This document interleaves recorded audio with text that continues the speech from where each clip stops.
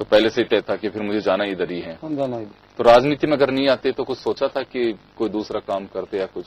हाँ, तो वो तो इंडस्ट्री है, मैंने तो 1980 में उद्योग लगा लिया था। राजनीति में ऐसा कोई व्यक्तित्व या कोई व्यक्ति जिसने आपको प्रभावित किया हो और जिसकी गहरी छाप आप पे दिल और दिमाग में हो कि अमुक व्यक्ति बहुत अच्छा, मैं भी चाहता हूं कि उसे फॉलो करूं? अटल जी के बहुत बारीकी से उनको देखा है, उनको समझा है, उनके काम करने को तरीका देखा है। केंद्र में जो वो थे, और शुरू से ही मैं अटल जी की जब भी मीटिंगें होती थी, उनके जो भाषण आते थे, स्पीचेज आते थे, उनकी बुक्स आती थी, उनको शुरू से पढ़ता रहा हूँ।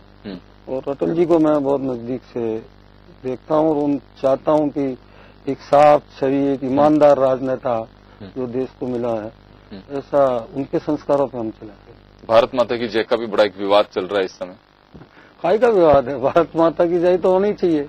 इसमें दो राय किसी की होनी भी नहीं चाहिए। तो विवाद देख के केवल राजनीतिक विवाद? राजनीतिक विवाद अभी बीच में आपने नहीं, वो एक बड़े बुद्धिजीवियों का वो टॉलरेंट और इनटॉलरेंट, हाँ, टॉलरेंस इंटॉलरेंस का जो मामला चला, तो चला क्या था उसमें? कुछ नहीं था। हाँ, फालतू की बात। देश के अंदर कुछ बुद्धिजीवी लोग इस तरह की, मतलब गाय को नाम लेवे तो वो हो जाता है सांप्रदायिक। लोहिया साहब, पूर्व मुख्यमंत्री अशोक गहलोत सूर्य नगरी के रहने वाले, आपके वहीं के रहने वाले, ऐसा कुछ लगता है कि जो बिल्कुल जोधपुर ने, क्योंकि मुख्यमंत्री जिस शहर का हो तो मुझे लगता है कि वहां तो डेवलपमेंट हुआ ही होगा। ऐसे कुछ काम याद हैं जो गहलोत साहब के कार्यकाल की छाप छोड़ेंगे? 10 साल शासन किया उन्होंने। गहलोत साहब चुप कर गए जोधपुर को लेके। कुछ इंस्टीट्यूट उनके खाते में जाते हैं, लेकिन सबसे बड़ी चूक उन्होंने इस शहर के लिए की, जोधपुर की जनता को उनसे अपेक्षा थी एयरपोर्ट को लेकर के। केंद्र में उनकी सरकार थी, राज्य में वो खुद मुख्यमंत्री थे, और हमारा एयरपोर्ट आज ये हालत है कि जोधपुर के अंदर पूरी इंडस्ट्री, टूरिस्ट और टूरिज्म सब डिस्टर्ब हो रखा है एयरपोर्ट के लेकर के। अगर अशोक गहलोत जी चाहते तो हमारा एयरपोर्ट का विस्तार हो जाता तो और इस शहर का काया पलट हो जाता। फ्लाइट की कनेक्टिविटी क्यों? डिफेंस के कारण हमारे वहाँ 10 बजे से पहले किसी फ्लाइट को लैंड नहीं करने देते हैं, 10 बजे के बाद। हमको सिर्फ 2 फ्लाइट मिलती है वहाँ से, बॉम्बे के और उसके लिए। दिन में तो टाइमिंग भी प्रॉपर नहीं है उनका। तो न तो टूरिस्ट आता है, न इंडस्ट्रीज के लिए बाहर का इम्पोर्टर हमारा वहाँ लैंड कर पाता है। सबको या तो जयपुर लैंड होता है या दिल्ली जाके मीटिंग करनी होती है। सुरक्षा कारणों से ये नहीं हो पा रहा है अभी सुरक्षा कारण उसमें था ही नहीं इशू। उसमें लैंड एक्विजिशन का इशू था। एक लैंड जो निगम को, हमारी निगम को उनको देनी थी, और लैंड के कारण उसका विस्तार हो जाता और एयरपोर्ट कभी बन के हो जाता। तो अभी क्या लगता है, ये गलती का एहसास, इस गलती का एहसास है गहलोत साहब को भी? है, उनको खुद भुगत रहे ना। खुद भी तो कई बार इमरजेंसी के अंदर जब उनको जोधपुर आना होता है तो दूसरे रास्ते से जाते हैं। फील करता है, उनके खुद की मित्र मंडली भी, उनके खुद के लोग भी कहते हैं कि आप चाहते तो एयरपोर्ट आ जाता हमारा। खैर, मैं ये तो नहीं कहता कि राजस्थान का दूसरा मुख्यमंत्री कोई अभी जोधपुर से हो, क्योंकि तो झालावाड़ से हैं, लेकिन ऐसे कुछ अनुकूल परिस्थितियां हैं कि प्रदेश में बीजेपी की सरकार है, केंद्र में बीजेपी की सरकार है, तो अब एयरपोर्ट वाला इश्यू तो सोल्व मानना जाना चाहिए। 100% वो फॉलोअप में, पाइप में हम डेली डे टू डे उस पर काम कर रहे हैं। डे टू डे काम कर रहे हैं इस पर।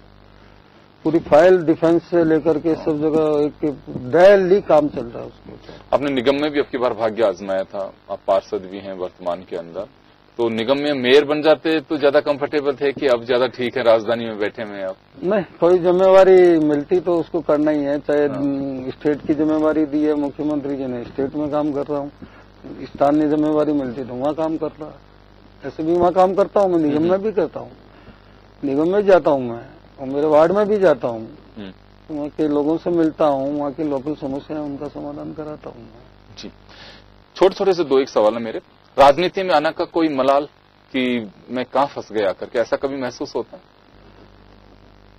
कभी ये देखते हैं जब लोगों के करैक्टर देख के चिंता होती है। कुछ राजनेताओं पे जब करप्शन के आरोप लगते हैं और ये लगते हैं कि आने वाली पीढ़ी को ये लगे कि ये एक पैसा कमाने का जरिया हो गया पॉलिटिक्स, तब दुख होता है कि ये सेवा का सेक्टर है, कमाने का सेक्टर नहीं है। और जब ऐसा करैक्टर सामने आता है तो पीड़ा होती है। जी, लेकिन ऐसा भी कोई खुशी का पल कि जिसकी वजह से लगा कि यार राजनीति में मैंने ये सोचा नहीं था लेकिन आज ये मुझे हासिल हुआ है?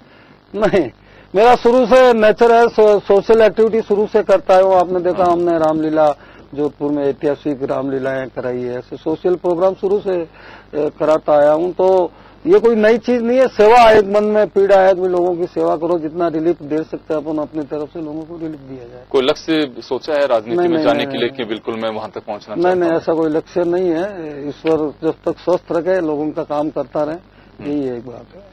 चलिए लोहिया साहब, आपने बहुत खुल करके बातें की और हम आपको शुभकामनाएं देंगे कि आपको जो जिम्मेदारी मिली है एमएसएमई सेक्टर से आप बहुत मेजर पार्ट अदा कर सकते हैं इसमें, राजस्थान लघु उद्योग निगम में।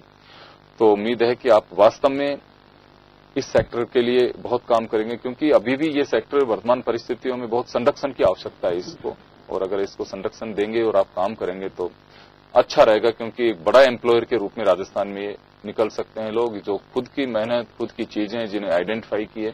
अगर सरकार स्तर पर थोड़ा सा भी इनके प्रति सॉफ्ट कॉर्नर होगा तो मुझे लगता है कि काफी लोग अपने धंधों को पुनर्जीवित कर सकते हैं। बहुत बहुत शुक्रिया आपका, और एक मुलाकात में बस इतना ही। दीजिए इजाजत, नमस्कार।